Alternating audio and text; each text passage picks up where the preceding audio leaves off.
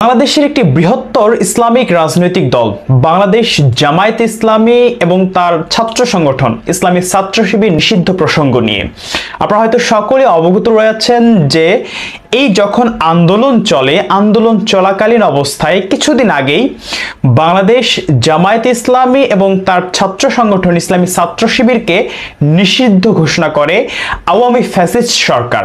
তখন তৎকালীন যে সরকার ছিল তারা। এবং এখানে একটা জিনিস লক্ষণীয় যে দেখুন, এই আওয়ামী সরকার বিগত 16 বছর ধরে ক্ষমতায় আছে, অথচ তারা কিন্তু এতদিন জামায়াত কিংবা শিবিরকে নিষিদ্ধ করার মতো কোনো কাজ হাতে নেয়নি। অথচ যখন আন্দোলন চরম পর্যায়ে, তাদের পতন একেবারে শেষের দিকে, ঠিক সেই সময়ে এই ছাত্র আন্দোলনটাকে বিতর্কিত করার জন্য এবং ক্ষমতায় টিকে থাকার জন্য বাংলাদেশ জামায়াতে ইসলামী এবং ইসলামী ছাত্র শিবিরকে নিষিদ্ধ ঘোষণা করে বিশেষ আইনের বলে এবং সন্ত্রাস বিরোধী আইনে। এবং তারা উল্লেখ করে যে বাংলাদেশ জামায়াতে ইসলামী এবং ইসলামী ছাত্র শিবির সন্ত্রাসী কর্মকাণ্ডের সাথে জড়িত। এরই পরিপ্রেক্ষিতে বাংলাদেশ জামায়াতে ইসলামী এবং ইসলামী ছাত্র শিবিরকে নিষিদ্ধ ঘোষণা করা হয়। কিন্তু এই সরকার, ফ্যাসিস্ট সরকারের যখন পতন হলো 5ই আগস্ট এবং তার পরবর্তীতে যে অন্তর্বর্তীকালীন সরকার আসলো, এই অন্তর্বর্তীকালীন সরকার তদন্ত করে দেখলো যে জামায়াত এবং শিবিরের সাথে যেই অভিযোগে তাদেরকে নিষিদ্ধ ঘোষণা করা হয়েছে এ ধরনের কোনো অভিযোগের কোনো প্রমাণ নেই।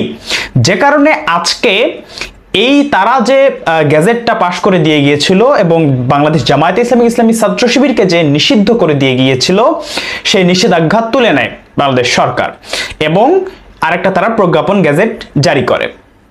এখন আসি যে দেখুন, বাংলাদেশ জামায়াতে ইসলামীকে এতদিন নিষিদ্ধ করেনি, কিন্তু শেষে এসে কেন নিষিদ্ধ করলো? একটা জিনিস দেখেন যে বাংলাদেশ জামায়াতে ইসলামীকে নিয়ে কিন্তু একসাথে আওয়ামী লীগ একবার সরকার পতনের আন্দোলন করেছিল। আওয়ামী লীগ কিন্তু তাদের দুঃসময়ে বাংলাদেশ জামায়াতে ইসলামীর সহযোগিতা নিয়েছিল, অথচ তারা যখন ক্ষমতায় গেল তখন তারা হয়ে গেল রাজাকার, তারা হয়ে গেল জঙ্গি এবং সন্ত্রাসী, এরকম নানা ধরনের কর্মকাণ্ড তারা নাকি ঘটিয়েছে, এরকম অভিযোগ আওয়ামী লীগ করেছিল এবং এখনো করে যায়। দেখুন, যদি এই সন্ত্রাসী কর্মকাণ্ডের জন্য বাংলাদেশ জামায়াতে ইসলামী ইসলামী ছাত্র শিবিরকে নিষিদ্ধ করা হয়, তাহলে সবার আগে বাংলাদেশ আওয়ামী লীগ এবং ছাত্রলীগকে নিষিদ্ধ করতে হবে। কেন? কারণ বাংলাদেশ জামায়াতে ইসলামী এবং ছাত্র শিবিরের যে সন্ত্রাসী কর্মকাণ্ডগুলো আমরা চোখে যতটুকু না দেখেছি বা তাদের কর্মকাণ্ড আমাদের সামনে আসেনি, সন্ত্রাসী কর্মকাণ্ড জাস্ট আমরা শুনেই এসেছি। বিগত 16 বছর ধরে তাদের সন্ত্রাসী কর্মকাণ্ডের কথা, তাদের নাশকতার কথা শুধু শুনেই এসেছি, কিন্তু চোখে কোনোদিন দেখিনি।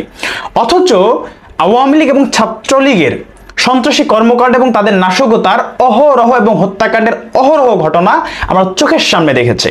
তাহলে সেই সন্ত্রাসী কর্মকাণ্ডের জন্য যদি কোনো দলকে, রাজনৈতিক দলকে নিষিদ্ধ করতে হয়, সবার আগে এই দলটাকেই করতে হবে, বাংলাদেশ আওয়ামী লীগ এবং ছাত্রলীগকে। কিন্তু যেহেতু এটা একটা গণতান্ত্রিক রাষ্ট্র, সুতরাং এই গণতান্ত্রিক রাষ্ট্রে আমরা চাই না যে কোনো দলই নিষিদ্ধ ঘোষণা করা হোক বা কোনো দলই এখান থেকে ব্যান করা হোক।